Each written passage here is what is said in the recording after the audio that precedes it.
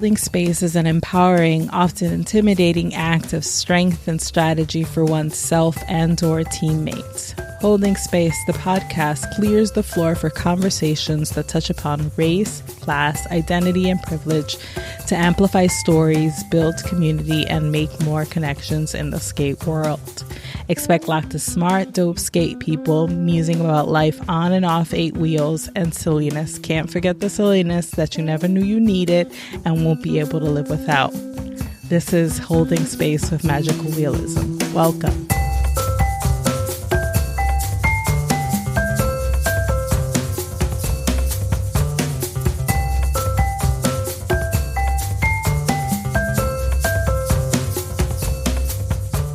Hey y'all, what's up? So somehow it is December. Yeah, I know. I don't know what happened or how it happened either. And yet I, for one, want to say it has been a year. Personally, I increasingly feel the same way about the years as I do about the cyclone roller coaster ride at Coney Island. When I ride it, I know it's going to be a blur, breakneck, whiplash threatening even. And when I walk out of the exit, that feeling of relief mixed with accomplishment set in.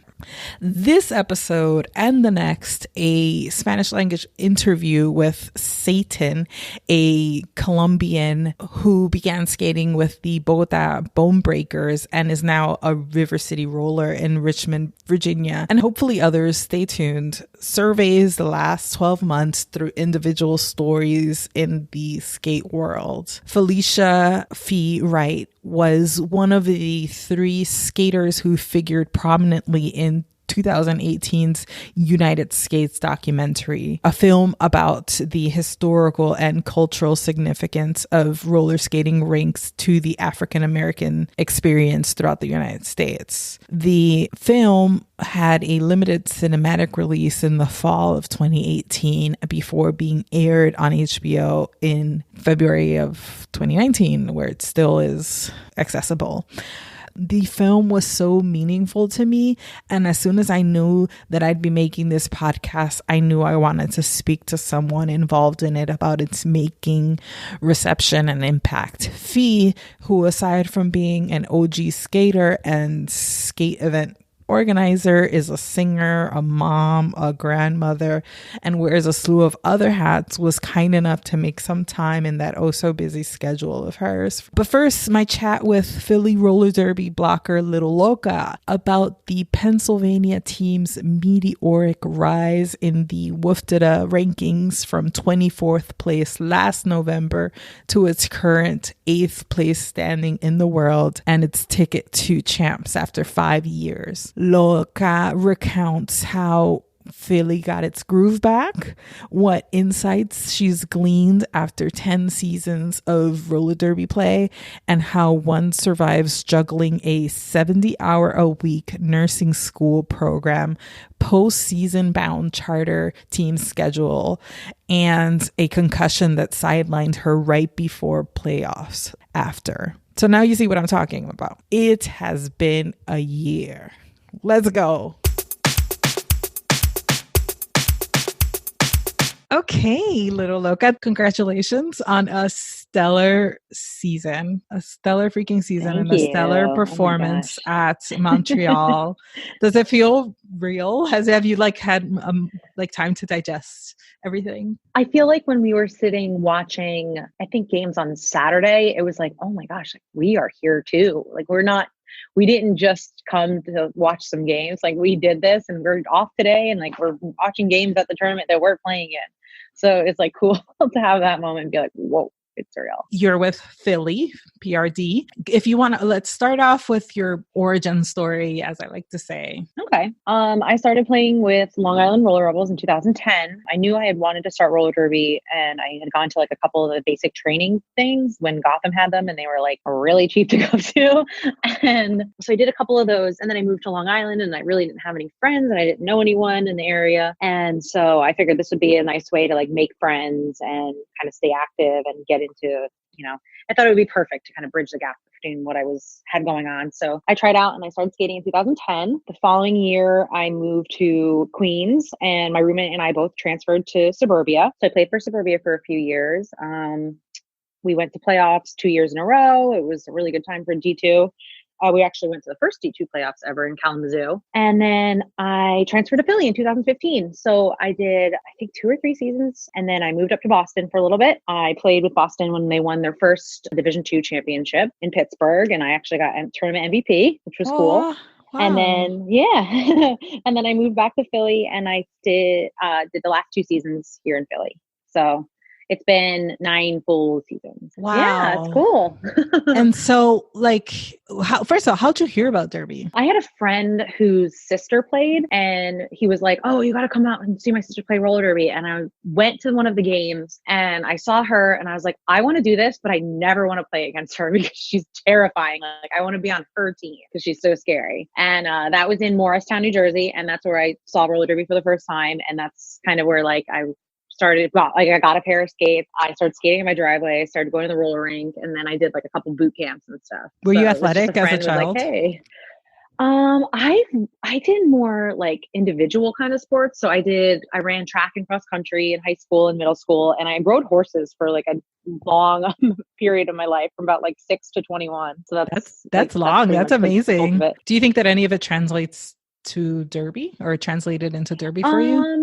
That I'm not absolutely sure about. I think horseback riding did give me a lot of idea about a partnership, because you're not just by yourself, you have an animal, and knowing that you have this 1,500 pound animal with you and that you guys are a team, and thinking about that and knowing that you weren't always by yourself, that was really helpful. So maybe I think if anything, it would just be the idea of knowing that you weren't alone and you had to be accountable for somebody else. You mentioned you're in nursing school now. So what made you get interested in nursing? It kind of had been something that was on the back of my mind for a while, and thinking that it would be a really good career, not just a job, not just a gig. It would be an actual career for me. And I had family that are nurses, and they always said, "Oh, you should definitely get into it. You should look into it and try it." And then once I kind of set on it, I went from there and started doing prerequisites, and I started getting into things that would get me ready for nursing school. So that was about 2 years ago that I started doing all that. How long is nursing school? Traditionally, it could take about 4 years to get your bachelor's. So, but I had never gone to college before, so I had to start from basically the ground up and take everything over. So, what school are you in? Are you in an online program? No, I do. It's a college in New Jersey. It's a regular RN program, which is a registered nurse. Mm-hmm. And the plan is after graduating, I can move on to a 4-year university and complete my bachelor's. Oh, dope. Okay. So how are you it sounds like you're halfway? Yeah, pretty much now. It's just so long. It's it's an intensive program. It's 40 hours a week. I'm in school from 7 to 3:30. I have clinical days where I'm at a hospital working with patients, and 3 of the rest of the days of the week are theory. So I'm in class and learning kind of from there. So that's more than a full-time job. It's a lot. It really is. And then trying to do roller derby on top of it is just truly wild. I'm sure. So take me back to the start of this whirlwind year, and everything that is I feel like Philly, even though as an OG, because I feel like Philly's been around for quite a bit, it almost kind of got a recast as a Cinderella story this year. Yeah. I mean, it was a long time of being contenders, and that really feels nice. But I feel like the game really started to take a intensive, athletic, strategic, just a whole new level of intensity and difficulty. And I really think that it really just changed how teams play the game. And I really don't think we necessarily adapted very well until I think we always just were a day late and a dollar short on a couple different things, and really taking the time this year to say hey, this is what we want to do. We know the work that's going to go into getting that goal, and what's going to be it's going to fall into line with getting that. So are we willing to do it? What are we willing to give up to make it happen? Really, where do we need to start? So kind of taking it down, really breaking everything down and being this is what we need to do to be successful, and starting from scratch, like from basics up. I can't tell you how many like footwork drills that we do or bridging drills that we do. And it's not like we make this crazy, super sneaky strategy and or anything. We don't have a crazy play. We don't have like a Philly special or anything like that, but we have our own little basics that really get the work. And it's shocking how much the basics have helped us. And that really was the big thing, the buy-in to be there and to go to these tournaments and to attend practice and work together. The buy-in that it wasn't always going to be the most super exciting practices. And sometimes they were going to feel a little repetitive, but we were really spending the time to like drill in the most simple of concepts, which I think really paid off for us in the end.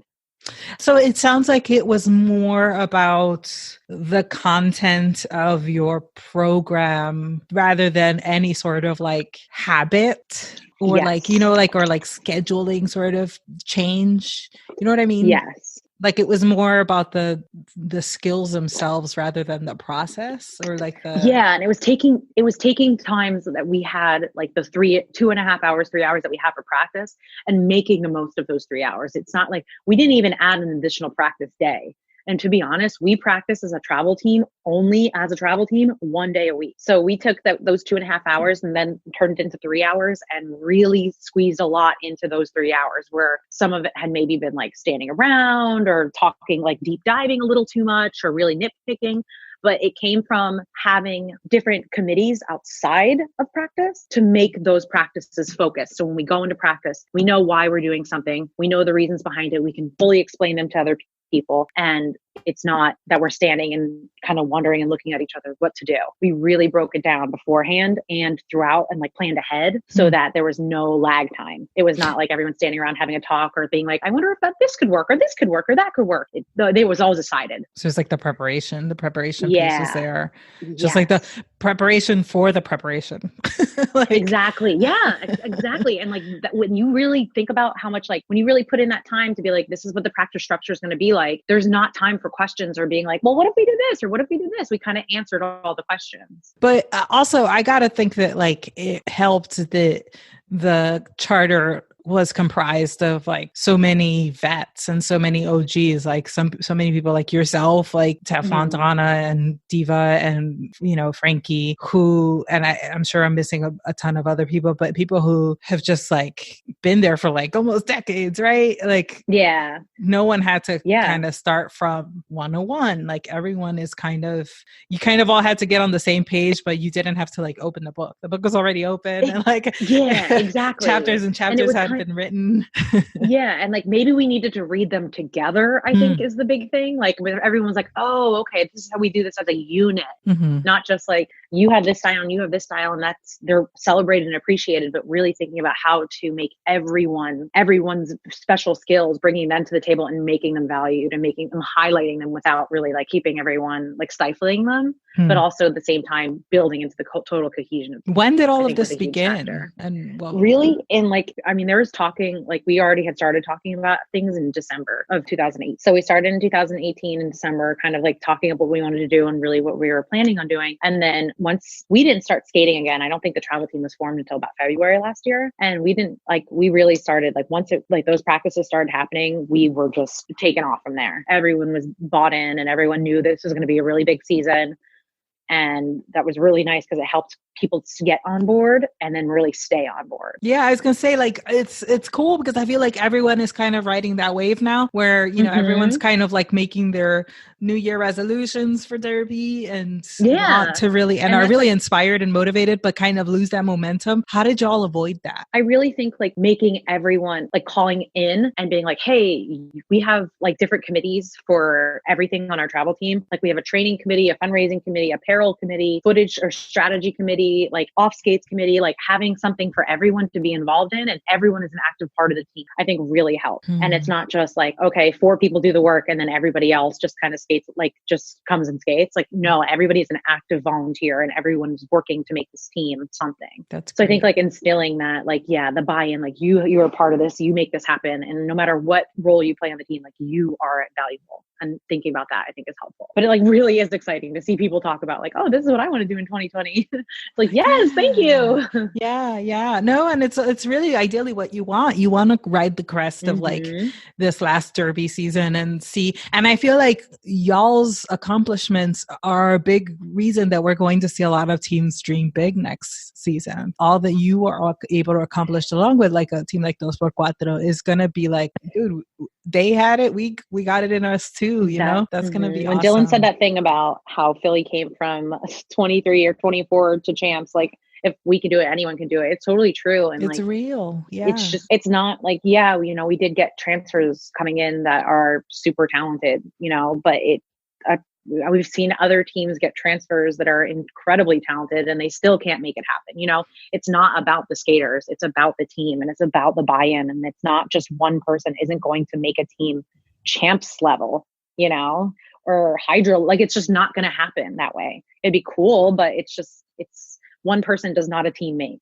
Absolutely so just not. remembering that like everyone is a part of it and making sure everyone feels like they're a part of it and valued, I think is going to be much better off than being like, oh, well, we have so-and-so now, so we're good. You know, it is really good to get that fresh energy and that fresh blood, or that, you know, that really experienced sort of energy, but it could only take you so far, right? Like, exactly. It's what you do. It's what you do with it. Big time. You know? Yeah. That was huge for us. In terms of your entry, you had already been back at Philly for one season. What do you feel? I mean, I guess you kind of already maybe have answered this question, but did you feel the difference in the air that's coming into last season? What felt for you as a skater personally? Like, what inspired you, or what did you experience? I really took a lot from what built, like, feeding off of my teammates and how everyone wanted to be there.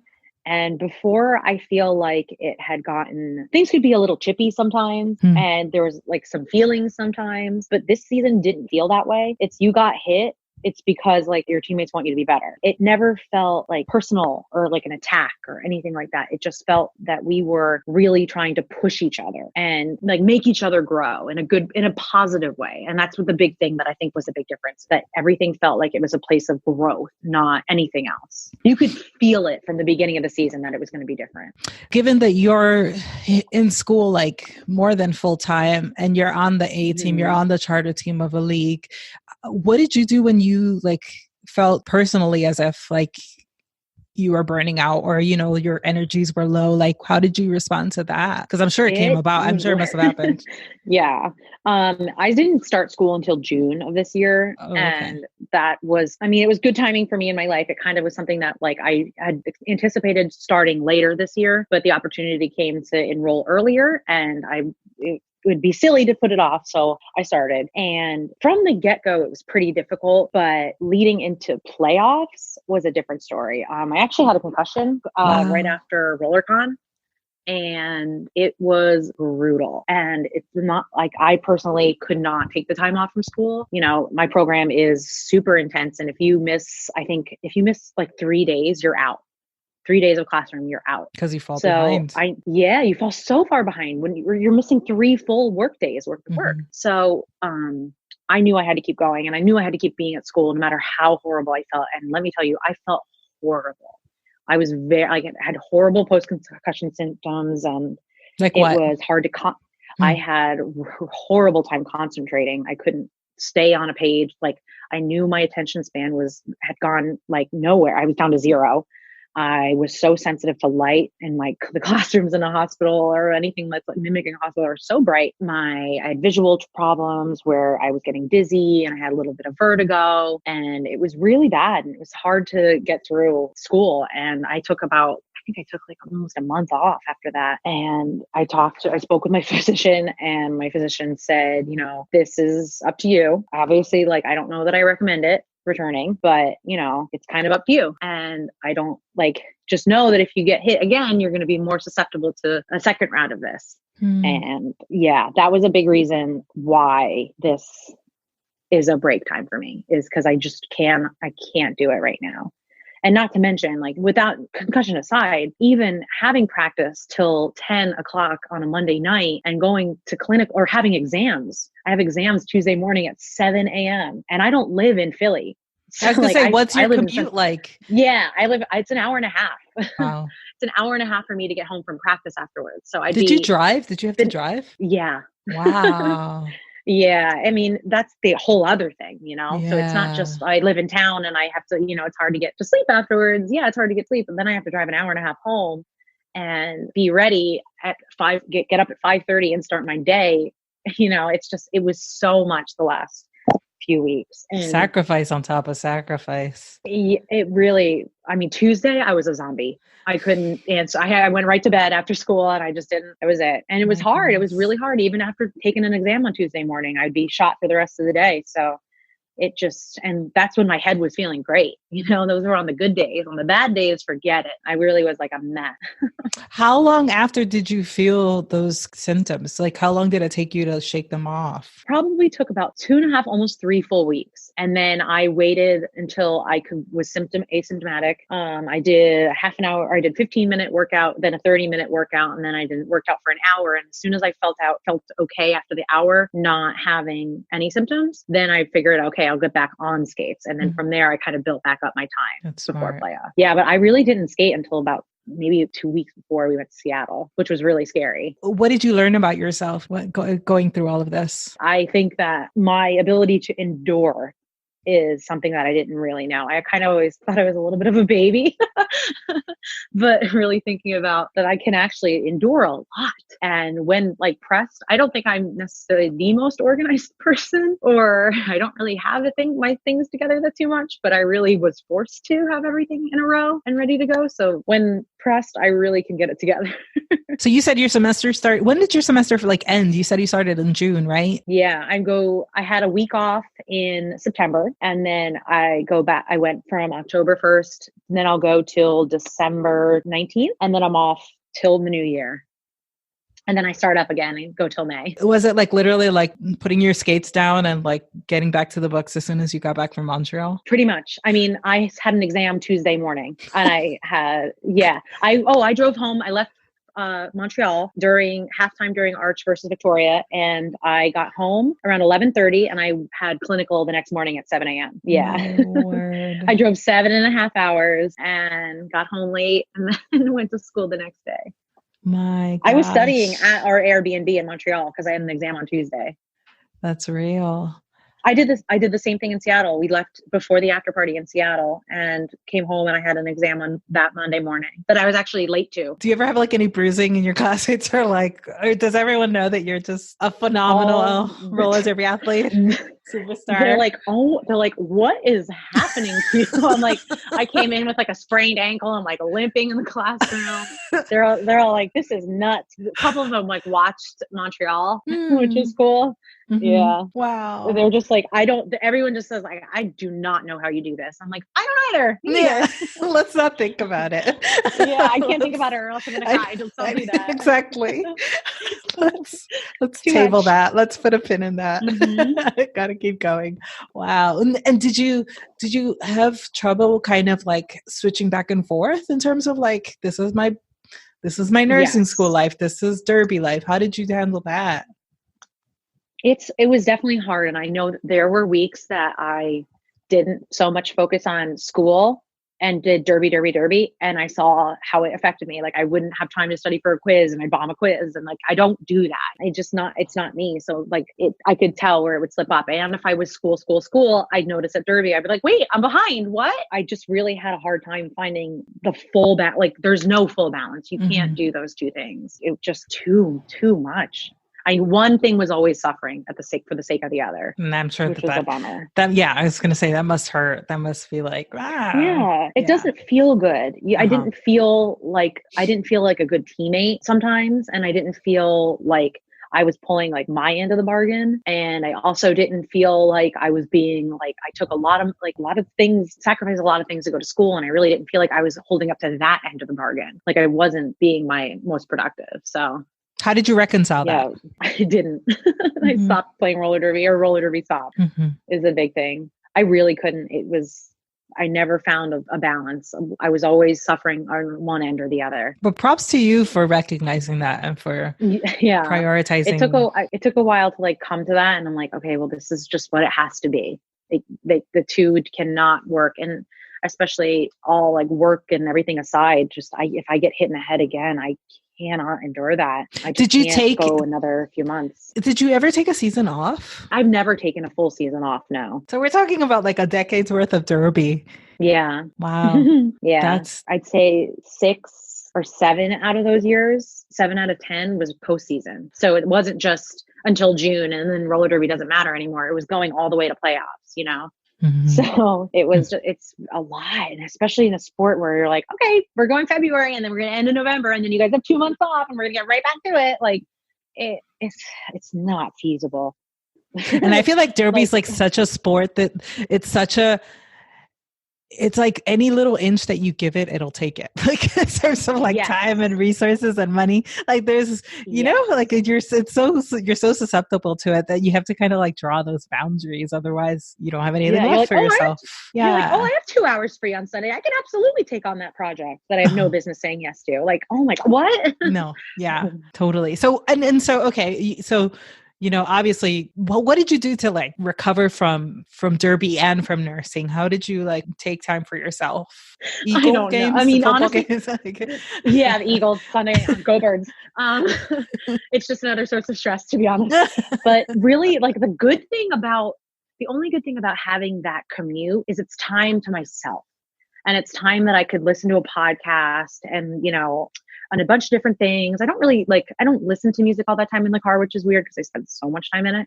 But I really just mostly podcast and I keep myself up to date on news and I stay informed and I just kind of just different interests in podcasts. So just that time to myself and just being like, this is my little moment of like meditation and Zen, even if it's driving, was just nice to have. So it's like so small, but no, it was just that little bit of quiet that I couldn't be reading a book for school. Right. I couldn't be thinking about roller derby. I couldn't be watching footage. I couldn't be doing anything like that. It was just quiet. Good. Yeah, it was that little time. You've announced that you're going to be taking in, what was tell me, how did you ultimately like pull the trigger and decide, and you know, what do you foresee for yourself and this pause? Really just thinking about how I don't like half-assing. I don't like to be like half of a teammate or half of a student or half of anything. Like I don't like to be a little bit. Like, I just want to fully do things. And it's the hardest thing to realize that you can't do that because we so much want to give apart all of ourselves to so many things. But I really want to be a nurse and I want to be a great nurse and I want to be a great student. And that right now to me is the focus. So I know that roller derby will always be there, but I'm 33. I'm not getting any younger. I have to get my life towards a point that I can, you know, do things like get to play roller derby or get to, you know, do other things that I love. So that is what really has to be my number one focus. And I feel like I may have put it off for a few years because I didn't want to not play roller derby anymore. And I kind of regret that time that I didn't just walk away when I could have. But I have this opportunity now where I'm in it and I'm doing great. And I feel like to keep that momentum going forward is where I'm supposed to be. If like down the road, if I want to play again, I know where to go. You know, I know the resources. I know what's up. I don't know what level I want to play again. If I want to play again, there's a couple things I don't know. So if I miss it, it'll be there. And that's the thing that like, I feel good. Like it makes me be like, oh, okay, no panic. If I want to, I know it's going to be there and I know there'll be a place. Do you feel like you're leaving on good terms, neutral terms? Yeah, I really do. I feel good. I feel like it's a mutual, like a unconscious uncoupling. I feel like it's that, you know, I don't have any ill will. I'm not like, oh, I hate this. Like I'm done. I'm finished. It's over. I never felt like that. I just felt like, oh, okay, good. Now I can do this for a minute. And like, if I want, again, I never feel like I'm like, can't go back or I won't be welcome or anything like that. I just, right now I have to do this. So it's just nice knowing that it's there, you know? Sure. And it's nice knowing I'll be able to watch tournaments and I'll be able to watch my team and I'll be able to see everyone do everything. And, you know, if I want to, I can go. That's what makes it easy. Do you have any derby regret? You know, I got to do so many cool things and I got to skate with so many different teams. And I really don't think there's a single thing I could have done differently or I wish I had done differently. I think everything turned out how it was supposed to. And I got to do so much cool stuff. So I don't really think so. No. Good. I mean, I think I wish maybe I had been a little less like awkward and shy and like talked to more people and made like more friends. But I have enough, I haven't like a lot of friends in a lot of different leagues, friendly with a lot of people. Maybe I wish I would have like reached out sooner, but I'm fine with how it's ending. So it goes. Yeah. And there's always, I feel like Derby people are so friendly that there's always still the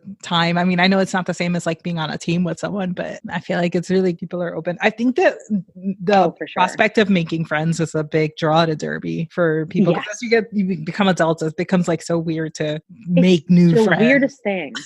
And that's what like so many people talk about this, not just in people in roller derby. They talk about it in every avenue. Like, how do you make friends as an adult? Yeah. And this is the perfect thing to do. No, for sure. Okay. So you mentioned that you love podcasts. Do you have a favorite?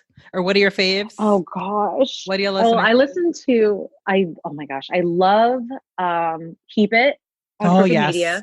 So I love all the Crooked Media podcasts, but specifically Keep It is my favorite. I'm really big into Las Culturistas. Let's see what else. Oh my God, I have a lineup for every day. Yes, I love it. Yeah, Urgent Care with Mitra Juhari and Joel Kim Booster just came out, and it's really funny. So I'm really into stand-up comedy too, and all things comedy. So finding anything with comics is just ace. So anything funny I can listen to. That's especially awesome. Bad advice. Bad advice is for me. I'm gonna look those up. They're really funny. Do you have any advice to impart to someone in Derby right now? What would it be? Or what would you wish someone had told you? What I wish someone had told me. It's not personal. It's just roller derby. And I actually had a friend tell me 2 years ago, and I wish that I had known this. Like, so it's finally something I got told, was that roller derby doesn't owe you anything. And like, that was a huge thing for me to hear that it really, like, it is what it is, and what happens, and it doesn't owe you anything at the end of the day. So just what you have is what you've got. And I like, it sounds like kind of like, oh Jesus, but it really like helped perspective with me. Like it really helped me to see the game a little bit better. That is really cool. Yeah, no, I'm like, you're thinking about it now. Wow. That's right. For sure. Shout out Professor Murder. Shout out. Who are your heroes, speaking of? Do you have any sort of like mentors or heroes that you can name? I mean, I really love like my teammates and my pack specifically. I really am so lucky to get to work with like Russian Bayou and Tamagotchi and Jail Bars. And, we have like Reptar as our jam. Like we work with Reptar really well, and we work with all our jammers, but I really like working with them. And I like that we have like, I know what they're going to do, and I know I can feel them, you know what I mean? And just getting to work with them and Diva as well, like the Diva's in our pack as well. But like that pod has just been such a blessing to work with. And it's been like the coolest season to be with them. So like that was like the hard thing, was leaving them. So those are my heroes, like that group, Blue Pack. Yes. So Blue Pack 2019. Hell yeah. So why give me some of the reasons, like what did they bring to the pack? I mean, it's just like we started this joke, pack of all trades, and like pack of all trades is it, like every kind of mindset, like athleticism, strength, smart, like everyone in the pack has something to offer. And it's just that we all have a couple different things to bring to the table, but when we work with them together, I really think we are so much better as a unit together than we are individually. And that's what's so nice. Like, it's just cohesion and respect is a huge thing. Like everyone respects the shit out of each other. And it's just, that feeling is excellent. And they make you feel like you can do anything, which not every teammate can make you feel that way, but your little group and your pack it's just so special to have that together. So I'm going to pursue this and press on this a little bit, because I feel like this is something that unless you're in that pack and working with these people constantly, you never get that perspective. So I want to name all these people, and I want you to give me like a couple adjectives so that the world like sing their praises so that I can, and then we're going to end like think about what they say about you. So you mentioned Russian Bayou. Strong, stable, smart, composed, and like lethal. Just sometimes she'll get you on those hits that sweep right across, like right above your knees, and like good night. I have a video of her saved on my phone that I watch sometimes when it's like I've had a bad day. And it's beautiful what she can do. Tamagotchi. speedy, so smart, quick, and just everywhere you need her to be. And she plays some of the best offense I've ever seen. Reptar. Fast, wily. She is my kryptonite. I can't ever catch her when it's one-on-one and she's coming at me. I'm like, oh, I don't know. I give up. Forget it. I retire. I'm done. I'm over. She gets me, and like, she is what I have to like. I want her to come at me all the time because she targets my biggest weaknesses, and I love that. Which is like, what would she target? She has that last minute quick foot kind of thing where you really think you've got her, and she's like the other way completely. She's so good at evasive maneuvers and doing weird stuff with her body to like still stay on her feet and get around. Even if she doesn't land, like she's in bounds, like somehow she always stays in bounds, which I do not like. Mind blown. Diva. So strong, hilarious, and a dork. So strong, so composed, excellent on the lines, and kind of like you don't expect her to get there sometimes, but you're like, oh, of course she's gonna get there. Of course she's gonna make it. And like she'll just pop out of somewhere and all of a sudden have the jammer. Like you're like, okay, I didn't even see you coming. How did you do that? Jail bars. So like all this body, like she's like 6 feet tall. I think she's like 5'10" or 5'11". I don't know. But she's got all this body, and like she just she can move it around so well and like really throw it in and just cover the lines awesome. Like, and she's so smart too. Like it's another one. Like you just have like the smarts on smarts. It's like, that's great. awesome. And now what would they say about you? I think they would say I'm spicy. I think, which means I think they know, like, I don't know, I'm spicy. I don't know how else to say it. I've always got an answer. I've always got like something to say. You're not going to talk about my teammates. You're not going to say anything stupid about them. You're going to hear about it from me first. Like I don't let anyone talk shit. I don't like it. But I don't know. I'm just spicy. Nice. So I know they would say that. I know they will say I'm strong. Other than that, I'm not sure, but I know they'll say I'm spicy, and I know they'll say I'm strong. Excellent pack awareness, knowing when to bridge, when to like. Oh. God, shout out to our coaches for making us do those drills all the time, because that saved us so many times. Everybody has something different that they're bringing, and they could be like, everything that they're bringing is important. Right. And figuring out like how the packs work and like how a pack should look and what combination, like the recipe that you need to make it successful. Like knowing that, I think is so overlooked. And people that are just like 1, 2, 3, 4, 1, 2, 3, 4, you know, like I don't think blocking is just like for people on a track. It's like leveraging everyone's strengths for sure. Yeah. Like it's great if you have 3 people that can play offense really well, but what happens when it's time to really hunker down in defense? Or if you have 3 braces, like what are you going to do when you have, like who's going to butt? So we have the perfect mix of utility players too, because a bunch of my people in my pack can play all different positions within the pack, which is and that was decided by like Philly coaching or just like feeling each other out. Like how do those decisions come about? I think it's a management decision. And I think we got pulled also on like who we like working with. So I think it was like who we work well with, why we work well with them, and that kind of thing. And then they kind of started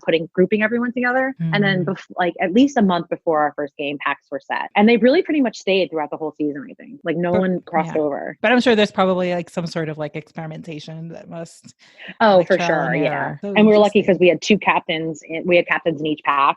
And captains that were jammers. So it was nice to have that view. In like your decade of Derby, what do you think have been like the most, I mean, this is, I don't want to like overwhelm this question. I don't want to overwhelm you or this question, but what have been the most significant changes for you? Or like, what's been your takeaway? What do you see? How do you see Derby now that you've been in it for like 10 years? And then like if you want to also answer like the inverse, like what would you like to see more of? Or would you like to see it go in like another 10 years, let's say? I really didn't know what it could be. I really had no idea that it was going to be, travel literally around the world, because like just to know those things, like to go and play tournaments all over the country and then have to go to Spain and then do all these, I didn't know it could be that. And I'm so grateful that I got to see like even like some of the weirdest parts of this country that I've gotten to go to. I'm really grateful for that. And that was something I didn't expect to have. I would like to see more diversity in the sport. I know that that's not an unpopular opinion, but it is very frustrating to see how undiverse roller derby is. And especially at the top level, it is just a bummer. And I don't know how to fix that problem, but I just feel like it's just it's hard to exist in this sport and it's not super friendly for a lot of people of color or people, have different gender identities. And I don't think it's always the best, most welcoming space. I think I've been really lucky to feel only otherwise, but I know that other skaters have it very hard, way harder and way different. And I just wish zero skaters had to have it that way. So I would just like to see a little bit more diversity and a little more inclusion. And, from the top down, it needs to be everywhere. So that's kind of the biggest thing that I would like to see come back or ever start. No, and I'm thinking about the game must be like a totally different one from the one you must have learned when you started in like basic training way back when, huh? Yeah, like knee starts and minors and like outside whiteboard. Woof. Like we were like, I remember saying that to someone. I was like, did you know used to be someone on the outside whose job it was to hold the whiteboard with minors on it? And they're like, what are minors? I'm like, oh my God. No. Oh my goodness. This was a whole different universe. Yeah. All right. Well, I like to wrap up by asking people for their favorite self-care tip and also like what they want to hold space for in terms of like, be it an issue, a cause, anything that comes to mind, if anything comes up to mind, and also like MVPs. And the MVP could be like a person, a place, a thing, anything. Could be derby, skating, or non-skating related, anything. But what's your most valuable thing at the moment? And feel free to answer in any respect and to any or all of the questions. Okay. Well, the biggest thing I would say for self-care is just to absolutely have, no matter what amount of time, no matter what the limits are, is how like inactive you are, just have some time for yourself. Either you can be taking a walk or working out or doing anything that you need to be doing, but have time by yourself, reflect on everything that's going on. And I feel like that's my biggest thing, is that I need that kind of time for myself personally. MVP for 2019 for me is my girlfriend, because the things that she dealt with and the things that she saw and had to listen for me, like especially these last like 2 months, I was an ass and it was so hard to get through. And she really was there in every single aspect and just so supportive. And, it was just so great to have her. So she is my MVP of the season. For sure. Awesome. Yeah. Well, thank you so much, Little Loca. Please don't be a stranger. I'm not going to tell you to come back.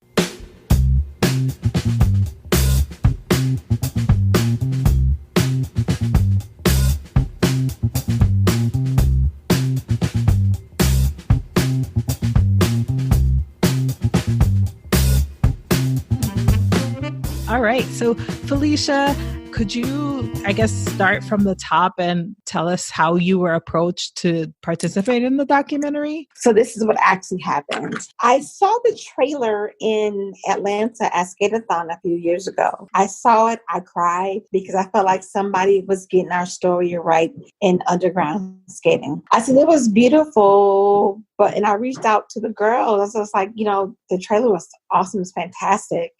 I said, but my name is Phelicia Wright. I'm from Los Angeles. And the West Coast is always missed or not represented correctly. Whenever there's roller skating movies or anything, we're not represented. And so we talked further and I gave them all these people up and down the coast to talk to. I was being filmed like everybody else. Initially, I was not a part of the main subjects. None of us were. It was other people at one time, but for whatever reason, it changed. The subjects had no control of. I really want to reiterate that. The subjects, me, Reggie, and Buddy, had no say in making us the subjects of this film, contrary to popular belief. None of us had anything to do with the cutting, editing, and the storyline of the movie. We're just simply the subjects. We just show up when we're told to. I have to make that clear. Thank you. How long did they film you for? And when, more or less, was it? Yeah, I've been filming for maybe 6 years. They filmed y'all for 6 years? Yeah, 5-6 years. And so there's like over 600 hours of footage. And there's so much footage left over that they're trying to figure out what they're going to do, if they do anything with it anymore. But there is so much footage left. It's crazy. They can make 2-3 more movies. Around what time, what year did they film y'all? What is this, 2019? It's been a long time. because London is not that little anymore. She's taller than me. I wasn't in the initial filming. I didn't come into maybe 2-3 years into them filming, but it was a constant thing. And up until the end, I didn't know that I was the subject. I would just film like everybody else. So what you saw was like a preliminary like trailer or something that they just like screened, or like a short? So what I initially saw was the trailer that everyone else saw at SKATES. Then maybe a year or so before it was released, maybe a year, maybe, I don't think it was that, I saw a rough cut that was totally different from what you all see. So, and then it changed again with the opening of Royal Will's coming back open. So it changed it again. So this movie has had so many changes that people really aren't aware of. People's like, is it ever going to come out? It's not going to come out. It's just people don't know what it takes to do a documentary. It's easier doing a feature film than a documentary. Literally documenting everything in culture. Exactly. It's a process that I've come to learn. I'm so glad I'm the subject and not them, because it's a lot. It's a lot. What was something that you learned from the documentary, from seeing the documentary, actually, now that you mentioned it again? That's a good question. When it first came out, I asked that question, I was able to answer, but it's been so many things that I've learned. It's very humbling. This journey has been very humbling. And to see that, again, looking at myself, reaffirming to myself that I'm okay. Because there's a backstory to that film. That just reminds me when I do watch it, because I don't watch it as much anymore. I've seen it a million times. But the times I do see it, I always see something different, and I always learn something different. But I'm also reminded that I'm okay. That's wonderful. And have you kept in touch with, or have you spoken to Reggie and Buddy recently? How are they doing? They're good. I just talked to Reggie maybe a week or so ago, but I haven't talked to them in a minute. But, I always check on them. They're good. We all check on each other. We're like this big family now that no one can separate. We've really become a family unit. From the cast to the directors, we're all family now. It was really we really become our own little community. Is Reggie still running the skate nights in North Carolina? He's now in New York. Oh, okay. Nadira is in the military. Oh, okay. Gotcha. Did you know Reggie and Buddy before this documentary? I'm sure you see people around, but I didn't know them as the family they are to me now. So what was your reaction to see yourself on screen and your story on screen? At Tribeca, where I saw with John Legend and everyone else. John Legend, the producer. Yeah, totally. That's cool. John Legend's one of the EPs. I was having some surreal moments because my kids look different than the many different hairstyle changes you all saw. So many things were different I forgot about because we've been filming for so long. My requirement for allowing them to film me is that it would be authentic. So I wasn't stopping going to the beauty shop. I wasn't about to keep doing stuff, cleaning up top part every day. I wasn't doing all that. You guys got a lot of raw moments. Like all that was very authentic. Nothing was planned. Because I wasn't willing to do that. That would have been too much stress and too much of everything. So what you got was real and uncut. Y'all got the real deal. And I think it comes through because I feel like, all of the stories were moving, seeing you and your kids, go through that and like go to that rink and have those issues with the wheels, or your son and, having his issues with the law. All of that was really moving. Can you give us like an update on, I know you said it was a long time ago, but how are your kids and how is everyone? Well, everyone's amazing now. Since then, I have 4 amazing grandchildren. Shanna's a dad now. We've added a few little people to the bunch, and they're amazing. They're young adults. They're leading their own separate lives now, and I'm still mama, but I try to allow them to be the adults they are. And when I look at United Skates, I look at it from a different lens because it's such a different part in time. And like I said, London's taller than me now. She's in her 10th grade year in high school. It's just surreal to watch it now because everything is so different. I don't work at that job anymore. I don't live in that apartment anymore. So, yeah, but there were some beautiful moments and there were some real precious memories in that film. And to be able to carry that now through a lifetime, and now that's a movie that will be a roller skating history, that movie will never go away. It's pretty phenomenal. It's like a time capsule. Absolutely. Like Eight Wheels and the Soul Brother music. It was such a different era. And if you were born in around that time, you kind of relate to, wow, that was then and that was a great era. And now we have United States in this era. In a few years, it's going to be another film, that's going to be after United States. You know what I mean? So it's all beautiful. What were the response of your kids and your family when they saw the documentary? My kids are kids. So they don't see what we see. They just like, you just see I need a haircut that day. Oh, did you see that? So their response is totally like the typical young adult response. I think it's kind of dope. One thing I love about them, I guess because they've been around the entertainment industry all their lives, so their response is different than most would be. They're like, yeah, whatever, that was nothing. I'm just like, do you realize you're on HBO? Like, you don't, like, you're on HBO. They're like, yeah, nah. Because they've been around it long. They're staying humble, never gets to the heads, I guess. No, they're so like, that's cool. Yeah, whatever. Yeah. I think they'll get it when they get older, but now they're like, that was cool. I said, do you realize you're in the second largest magazine in the world? Oh, yeah, that's cool. Like, what? That's awesome. And so what was the what kind of feedback have you gotten from, strangers at screenings and stuff? Oh, man, I've gotten some amazing responses. People come up to me with tears in their eyes, other single parents that understand raising kids by yourself, especially if they have multiple. Especially even if they've had kids in trouble. Like, I can't believe I couldn't have been brave to tell that side of my life about my troubled son or my troubled daughter or my troubled self. And so people are genuinely excited that they didn't feel like they were alone in their journey of single parenthood or just being a woman and mother of color. So many different dynamics, or just your kids, men saying, hey, if you need anything, I'm here, or thank you for being that strong mom and being that example. Or so it's been a pretty amazing journey. I still get those moments even at the rink. Sometimes I try my best to be extremely regular because I'm just Phe. It's no big deal to me. But to some people it is. And when people like point at me and all that, and I can tell they're doing it, I go up to them on purpose and hug them to let them know that I'm cool. Like, I'm just Phe. In this world, when we're amongst us, I'm just one of y'all. I'm not Phe from United States. Like, no, this is my family. Like, one guy, I was in Seattle, and at the end, he was like, can I just take a picture with you? I'm like, sure. He's like, I was so scared to say something. I'm like, bro, I am so cool like that. So I gave him a big old hug, because I don't want people to feel that, because that documentary was to show that I'm human just like you, and you're okay. And even if life is happening for you, we're all humans. We all need each other. That is awesome. Did you find that your story resonated with a lot of people within skating? And because I know you've remained really active and are like almost like an organizer and like a event organizer, right? Said similarly that your story resonated with them?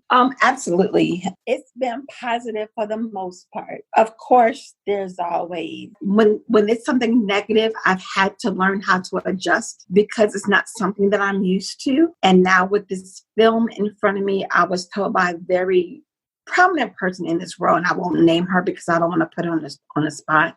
And her question to me, because I talked to her about the negative part that I get from the community. And she said, you didn't expect that? I said, maybe that's a naive part of me because I'm fighting for the community as at large, not just Los Angeles. It's about us from the north, south, east, and west and beyond. So no, I didn't expect that from a community that I'm fighting for, to keep the doors open to do what we all love to do. Yeah, that's a whole nother subject. Yeah, no, but say more. What kind of like negative blowback have you received from folks in the skate community? That people feel like it should have been them.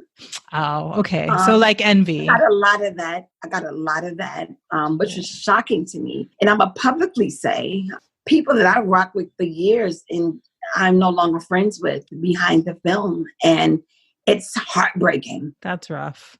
It's heartbreaking because I didn't expect certain things from certain people. It's unfortunate. A lot of times we're shunned still from the other roller skating communities. We're very shunned. We don't matter. I would post on other roller skating sites that I don't want to mention the name. And they were like, they don't really count us and don't be posting the stuff about us because they don't care about us. I've got some nasty inboxes about posting about our culture of skating. And people have no idea how some of us are really fighting for us to be recognized globally, because you see everybody else on the screen except for us. And they got 8 wheels on just like us. But our style of skating is not recognized. And the athleticism and oh my God, there's so much talent. It's mind-boggling. But a lot of times we don't get recognized where I feel it really should count. You know what I'm saying? So, but people don't know the fight that we try to get with, try to get recognized by the RSA, and to really get to have events where the contest could be a $10,000 prize, $1,000 prize, because they don't recognize us. It's pretty mind-boggling. So those are some of the reasons why when I get the flack from our community, those are the things that hurt the most, because they have no idea the fight that we're fighting in the background that they have no idea about. It's more going in a circle for a few hours. It's more than that. And I was born into this thing, and I wasn't chosen because of that. But I was born into this game. My mom was one of the top DJs when I was born. My father was a floor guard. She was DJing the manager at the rink. I mean, there's some people asking me to get her to come DJ do on one night. And she's like, I'm good on y'all. Plus, I won't buy I don't want no computer. So, people don't understand, like, some people are really tied to this game. They're some of my OGs. I mean, they consider me an OG now, but the older OGs, like, they remember me in my mother's womb. Like, this thing runs deep for me. I didn't just start skating 5-10 years ago and think I'm running something. And I still don't run anything. If somebody comes to LA, I don't feel like I need to always be involved in something. Now, if I get the call, that's one thing, but it's not imperative. You call Phelicia, right? Like, I don't own a ring. I may have a little influence, but there's many other people that can do just what I do. So it's just like interesting, I'll say. No, I gotcha. You're a LA native. And what's the state of skating and rink life in LA in 2019, since the documentary has come out? Well, changing LA has changed drastically since Skate Depot closed, and then Warden Wills was closed for a minute. So it's very different now. A lot of what you see out of town is not what we would consider authentic LA skating, but I'm clear in that the more things change, the more they stay the same. So you have to evolve with the times. Things just can't stay the same all the time. So it's changing and evolving in LA. So now you have most of the super OGs, we call the triple OGs, they go to skate out in Northridge. And then you have some of the double OGs and triple OGs skate in Fountain Valley on Thursday. And then you have people that skate in Chino. We have a new guy in the roller skating world. His name is Mike Smooth. So these are like neighborhoods or like communities in and around LA for us outsiders. Yes. I'm so sorry. No worries. Cities that are very far apart from each other. I gotcha. So we have of course, we still have DJ Bird, who's legendary in LA. We have DJ Mark, who came up under Bird, who's just as phenomenal. Then we have DJ Mike Smooth. He's new to our community. I would say about 2-3 years in, but he's come and absorbed this community, and he is doing phenomenal with keeping the future of roller skating going, because he doesn't have an under 400 every Sunday in Chino. So thank God roller skating is still alive and well in LA, even with, Warden Wills still having problems. They're still trying to keep the doors open because the landlord still doesn't want it there. So they're still fighting to keep the doors open there. They're still in court all the time behind Warden Wills. But we're still fortunate to have DJs that are competent and know the different realms, because you have every rink has their specialty. And those DJs are capable of carrying the roller skating community. That's why we got to keep our nose clean so we don't lose another one, because it's a lot going on across the country. It's not just us that was potentially losing rinks. It's going on everywhere. And that was going to be my follow-up question, because you're such a well-known person and prominent figure in the community. Can you tell me what you've noticed around the country in your travels? Just what I said, a lot of rinks are closing, or the life of roller skating has died drastically for one reason or another, but we're all responsible to keep it alive. I know You go to a skate party, Soul Skate, you go to Skateathon, you go to RITC. You're going to have the time of your life those weekends, but what are we doing during the week to keep those doors open? Because those rinks can't survive off of one weekend. And that's the part that we forget. So we still got to keep these doors open so that we will have somewhere to skate when we do get to those cities, or just period. So every city is responsible for their own territory. Case in point, I'm going to DC. The mayor of DC saw the United States documentary, and she came to us and wanted to go to Toledo because I wasn't at the screening she was at. They wanted me there, but I was on tour in another city. So Toledo went for us, and she wanted to have an event, which was being born for the last year or so, called Capital Skate Fest. So Phelicia is superb in marketing. That is her thing. She gets those corporate sponsors. That girl does the doggone thing for our community. Who is this? Phelicia Coleman Pierce. And she's one of the associate producers on United States. Okay. I was only familiar with the directors' names. Yeah, so. Sorry about that. Phelicia Coleman Pierce is one of the associate producers for United States. And the mayor talked to her about doing that roller skating event based on what she saw in the United States, because DC doesn't have rinks. So she wanted to do something in DC, which brought about the birth of the Capital Skate Fest. Wonderful. Mm-hmm. And so you had mentioned DJs earlier. So the way that it works is that the DJs are the people that kind of organize the skate nights and the events, explain that to me, please. Normally, the DJs are hired. You have different coordinators in different cities who do the hiring to who they want to bring for their events. So the DJs do not coordinate; they're hired depending on the needs and the wants of the team that's coordinating the event. And a good national DJ like Arson, Soul, Brian, Joe Bowen. You have those gentlemen. Let me not leave out my girl in Chicago, Tone. The women be in that thing too. On a national event, they'll know how to read the floor. They'll know who's there. They'll know what type of music to play. Most skaters at a national event will know what a certain song comes on. They'll know what style that is. And so it's kind of like, it's like a beautiful marriage because you already know each other. Especially if you're a regular traveler, you already know. But DJs play a very prominent part in a skate party. They have to know the region. They have to, kind of know what they're doing in order to be successful. And those people that I named are very good at what they do, amongst others. But dope.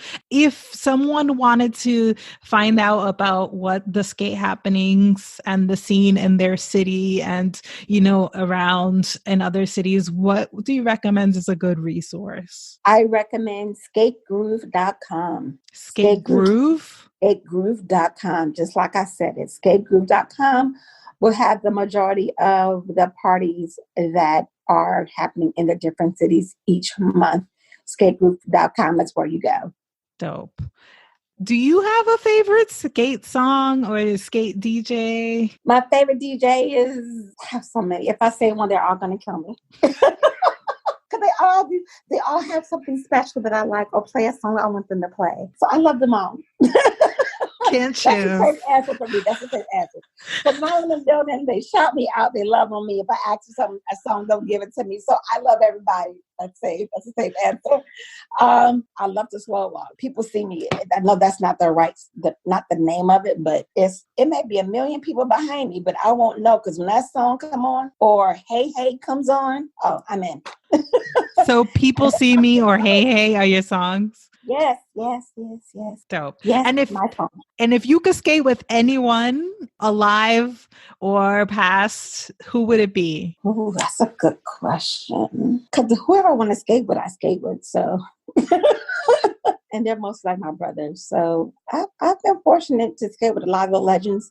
The only one I have not skated with in length is Bill Butler, who I love dearly. You have on the West Coast, I'm having a brain freeze right now. He's going to kill me when I see him this weekend. But we have our own Bill Butler on the West Coast. But I've been very fortunate to skate with everybody I want to skate with. And I was able to hang. Now, these knees are getting a little old.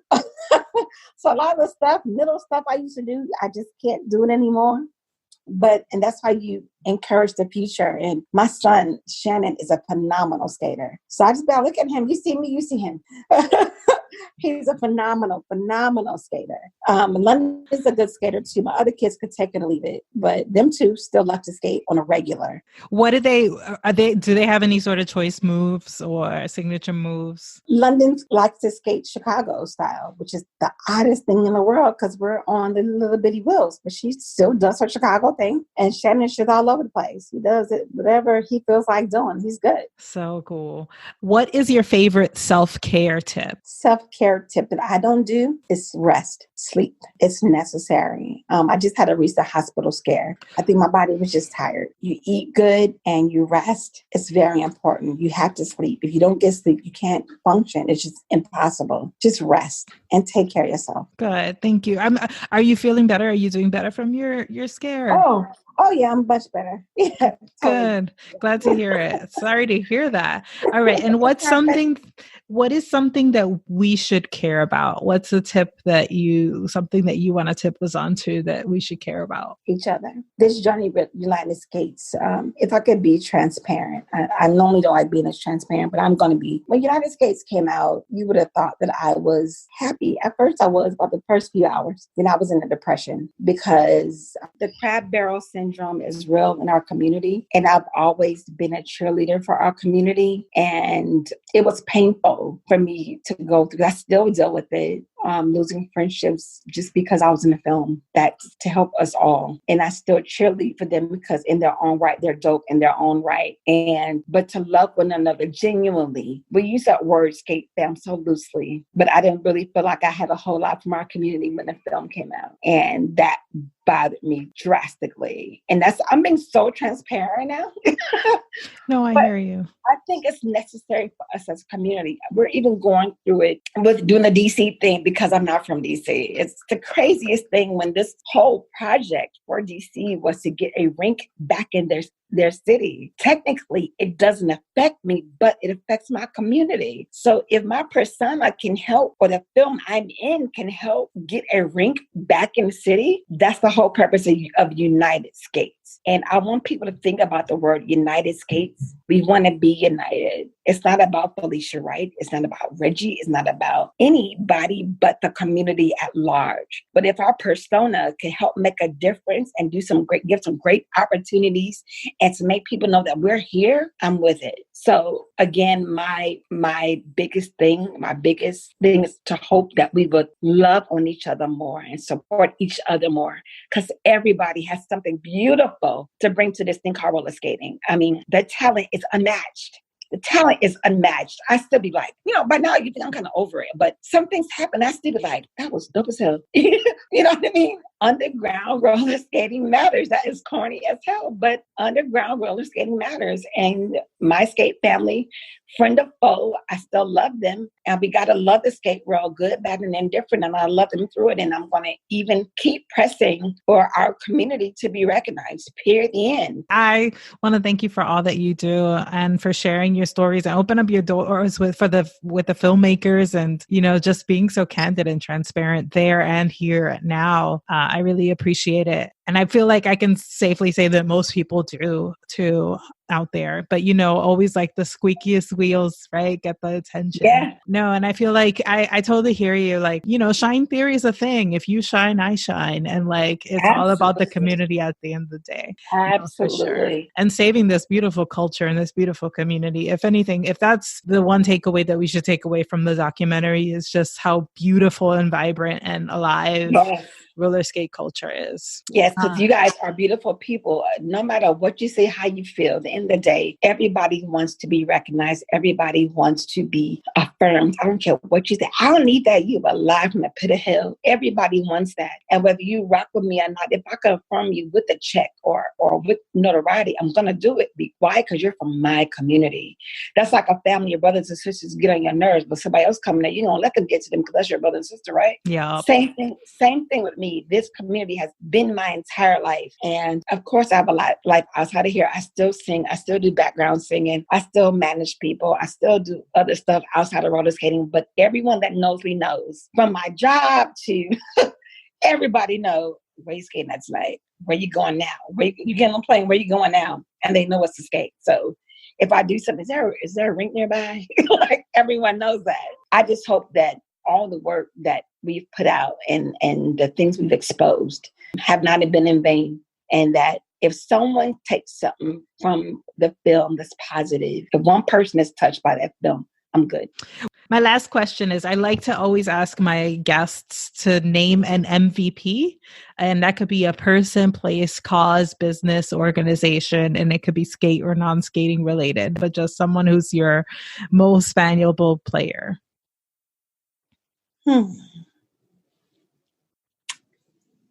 This is going to be cliche-ish, but it's true. My kids. Okay. Before I had kids, I lived real reckless and just didn't care. And they're all kind of different shades. So I'll call them my lifesavers because they came in at different times in my life. And I look back at the different times when they came, they were necessary because I didn't want no kids at all. I was very much against kids because my friends had kids when we were younger, so I was not interested. But they all came in my life at just the right time. So I call them my lifesavers. So it's my kids. I love that. What are their ages? London's 15 now. Lawrence is 19. Stacy is 20. Shannon's 21. And Sierra's 25. Wow, I love it. They're all in the LA area? Yes, everyone's close by now. All right, folks, well, there you have it. Holding Space with Magical Realism is available on Apple, Spotify, Google Play, and YouTube. Help the pod grow by subscribing and sharing it with friends. Rating and reviewing on Apple Podcasts also helps others find us. Follow the pod on Instagram at Holding Space with Magic Pod.